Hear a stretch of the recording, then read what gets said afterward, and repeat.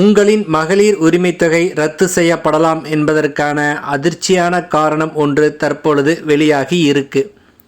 அது என்ன காரணம் என்பதையும் அதை எவ்வாறு சரி செய்யலாம் என்பதையும் அறிந்து கொள்ள நம்ம சேனலை சப்ஸ்கிரைப் செய்துவிட்டு இந்த வீடியோவை முழுமையாக பாருங்க. கலைஞர் மகளிர் உரிமைத்தொகை வேண்டும் என்று 15 லட்சத்துக்கும் மேற்பட்ட பெண்கள் தற்போது விண்ணப்பித்துள்ளார்கள்.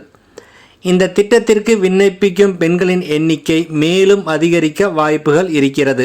புதிய ரேஷன் கார்டு பெறுபவர்கள் அனைவரும் முதலில் கலைஞர் மகளிர் உரிமைத்தொகை திட்டத்தில் விண்ணப்பிக்கவே புதிய ரேஷன் கார்டை பெற்று வருகிறார்கள்.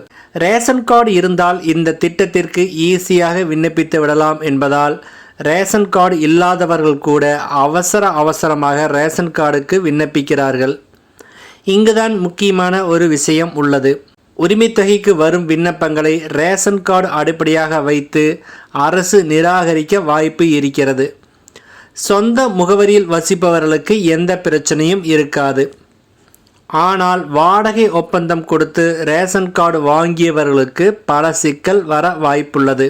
பல பேர் தாங்கள் குடியிருந்த வாடகை வீட்டில் வாடகை ஒப்பந்தம் வாங்கி ரேஷன் கார்டு அப்ளை செய்து புதிய கார்டை பெற்ற பின் பல்வேறு காரணங்களால் வேறு ஊருக்கு இடம்பெயர்ந்துவிட்டு ரேஷன் கார்டில் புதிய முகவரியை மாற்றாமல் பழைய முகவரியிலேயே வைத்திருப்பார்கள். இப்படிப்பட்டவர்களுக்கு உரிமைத்தொகை வேண்டுமென்று விண்ணப்பித்திருந்தால் கள ஆய்வின் போது அந்த விண்ணப்பங்கள் கண்டிப்பாக நிராகரிக்கப்படும். மேலும் ஒரே ரேஷன் கார்டு வைத்திருந்து மீண்டும் விண்ணப்பிக்கும் பெண்களின் விண்ணப்பங்களும் கண்டிப்பாக நிராகரிக்கப்படும்.